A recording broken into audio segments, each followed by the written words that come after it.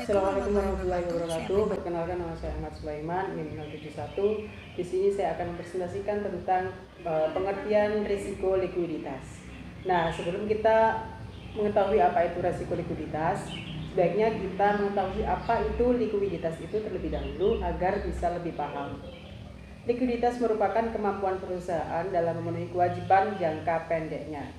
Nah, ada pengertian lain dari likuiditas adalah kemampuan seseorang atau perusahaan untuk memenuhi kewajiban atau hutang yang harus segera dibayar dengan harta lancarnya. Semakin tinggi angka likuiditas, maka akan semakin baik bagi investor untuk menanam modal di perusahaan tersebut. Perusahaan yang memiliki likuiditas tinggi akan diminati para investor dan akan berimbas pula pada harga saham yang cenderung naik karena tingginya permintaan. Suatu perusahaan dapat dikatakan liquid apabila perusahaan tersebut memiliki cash asset sebesar kebutuhan yang digunakan untuk memenuhi likuiditasnya. Yang kedua, perusahaan tersebut memiliki cash asset yang lebih kecil daripada kebutuhan likuiditasnya, akan tetapi perusahaan tersebut mempunyai aset lain seperti surat berharga yang dapat dicairkan sewaktu-waktu tanpa mengalami penurunan nilai pasar. Dan yang ketiga, perusahaan tersebut mempunyai kemampuan untuk menciptakan cash asset baru melalui berbagai bentuk hutang.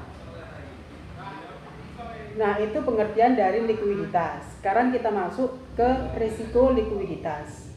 Risiko likuiditas adalah risiko akibat dari ketidakmampuan perusahaan untuk memenuhi kewajiban atau hutang dalam jangka pendek yang sudah jatuh tempo.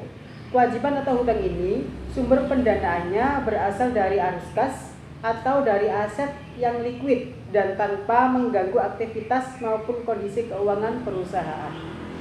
Risiko likuiditas ini disebabkan oleh adanya transaksi finansial yang mempunyai implikasi terhadap likuiditas perusahaan. Pengelolaan risiko likuiditas ini merupakan suatu aktivitas perusahaan yang paling penting. Karena apa? Karena risiko likuiditas ini dapat berdampak pada seluruh sistem yang ada di perusahaan. Mungkin cukup itu pengertian dari likuiditas. Untuk materi selanjutnya kami persilahkan. Perkenalkan, nama saya Muhammad Misbah Surur, NIM 12405183038. Baik, di sini saya akan menerangkan tentang sumber risiko likuiditas. Nah, sumber risiko likuiditas meliputi produk dan aktivitas perbankan yang dana pada posisi neraca baik on maupun off balance sheet. Selain itu, perlu dipertimbangkan analisis pada risiko lain yang dapat menyebabkan timbulnya risiko likuiditas seperti risiko kredit, risiko pasar, dan risiko operasional. Nah, analisis terhadap seluruh sumber risiko likuiditas perlu dilakukan untuk mengetahui jumlah dan tren kebutuhan likuiditas serta sumber pendanaan yang tersedia untuk memenuhi kebutuhan likuiditas. Nah, perlu diketahui, kebutuhan likuiditas pada masa krisis akan berbeda dengan kebutuhan likuiditas dalam rangka memenuhi kebutuhan operasional harian dan berbeda dalam hal berbagai sumber likuiditas yang dapat digunakan untuk memenuhi berbagai kebutuhan likuiditas. Nah, di sini yaitu ada struktur timing dari arus kas. Nah, risiko likuiditas dapat dideteksi melalui proyeksi arus kas di masa mendatang. Nah, dengan pendekatan ini, sumber likuiditas bukan posisi aset atau kewajiban itu sendiri, tetapi arus yang ditimbulkan dari posisi aset dan kewajiban. Nah, yang B yaitu ada kebutuhan likuiditas dari posisi off balance sheet. Nah, selain kebutuhan likuiditas dari aktivitas posisi pada neraca, kebutuhan likuiditas juga dapat timbul akibat bank banyak memberikan komitmen penarikan kredit yang dapat tercantum dalam neraca. Namun, bank harus siap untuk menyediakan dana di masa mendatang. Nah, yang selanjutnya itu ada proyeksi arus kas. Nah, proyeksi arus kas adalah proyeksi seluruh arus kas masuk dan arus kas keluar, termasuk kebutuhan pendanaan untuk memenuhi komitmen dan kontingensi pada transaksi rekening administratif. Yang B itu ada asumsi yang digunakan. Nah, proses arus kas memerlukan asumsi atas arus kas masuk dan keluar dari posisi neraca. Nah, faktor-faktor yang dipertimbangkan dalam menentukan asumsi antara lain karakteristik produk. Nah, di sini yaitu ada rasio likuiditas. Memang sangat sulit untuk mengukur seberapa likuiditas yang memadai untuk suatu bank karena permintaan atau kebutuhan nasabah yang dana tidak pasti atau sulit untuk diperkirakan. Nah, dari rasio likuiditas ini ada beberapa kendala perekonomian yang mempengaruhi tingkat simpanan masyarakat di bank dan permintaan nasabah yang akan kredit, yaitu yang pertama yaitu kejadian yang jarang terjadi sifatnya jangka pendek. Yang kedua itu faktor musiman. Yang ketiga itu faktor daur usaha. Yang keempat yaitu kejadian jangka panjang. Nah, ini ada beberapa rasio likuiditas yang digunakan dalam pengukuran risiko likuiditas. Yang pertama itu ada loan to deposit ratio atau LDR. Nah, LDR ini menjelaskan kemampuan bank dalam membayar kembali penarikan dana yang dilakukan di deposit dengan mengandalkan kredit yang diberikan sebagai sumber likuiditasnya. Yang kedua itu ada aset likuid atau total kewajiban. Rasio ini merupakan pengembangan dari LDR, yaitu pada pembilang diartikan aset likuid sebagai sumber likuiditas dan pada bagian penyebut digunakan total kewajiban sebagai potensi kebutuhan likuiditas bank. Nah, yang ketiga itu ada aset likuiditas dikurangi kewajiban besar atau total aset. Nah, yang di sini ada dua, yaitu rasio ini menyusun bahwa potensi kebutuhan likuiditas tidak disebabkan oleh potensi seluruh kewajiban. Yang kedua yaitu ada pada bank yang bergantung pada pinjaman besar sebagai sumber pendanaan. Dan yang keempat yaitu ada aset likuid atau kurang 1 bulan atau kewajiban likuid kurang 1 bulan. Nah, rasio ini membandingkan aset likuid yang akan jatuh tempo kurang dari 1 bulan atau kas, giro, di BI, SBI, penempatan antar bank dengan kewajiban atau pasiva likuid yang akan jatuh tempo kurang dari 1 bulan. Nah, yang kelima itu ada proyeksi arus kas 3 bulan atau dana pihak ketiga.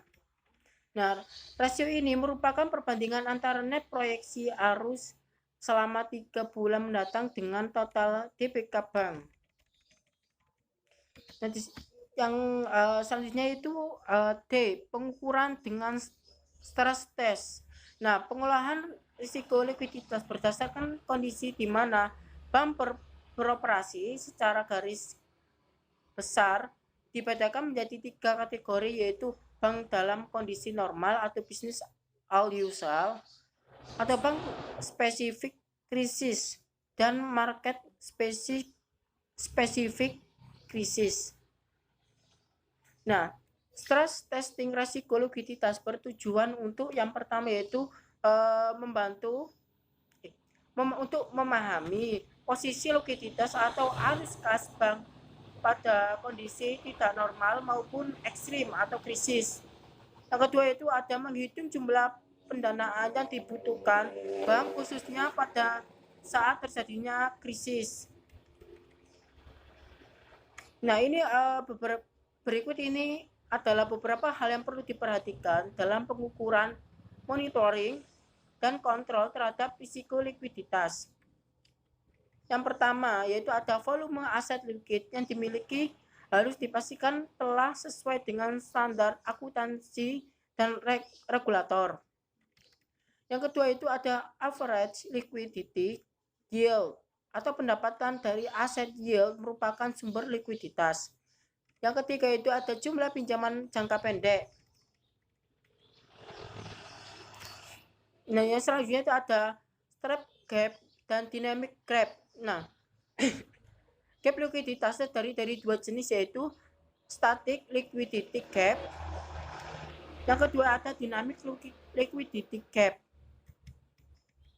Yang ketiga itu ada contractual maturity dan behavioral maturity. Nah, maturity dapat ditentukan dengan dua pendekatan berdasarkan kontraktual atau behavioral. Yang keempat yaitu ada asset yield plus cash flow. Yang kelima yaitu ada off balance sheet.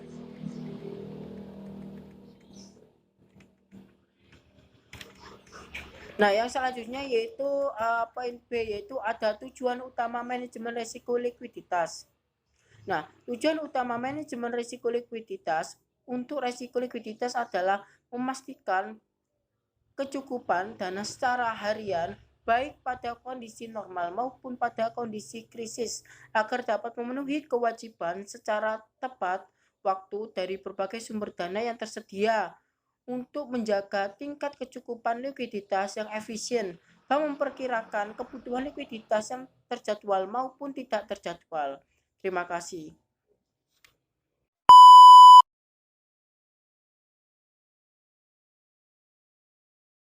Materi yang selanjutnya yaitu mengenai klasifikasi risiko likuiditas.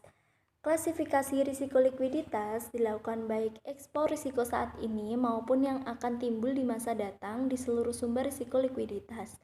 Sumber risiko likuiditas antara lain, yang pertama produk dan aktivitas bank yang dapat mempengaruhi sumber dan penggunaan baik pada cara aset dan kewajiban rekening administratif. Yang kedua yaitu risiko-risiko lain yang dapat meningkatkan risiko likuiditas. Misalnya risiko kredit, risiko pasar, dan risiko operasional.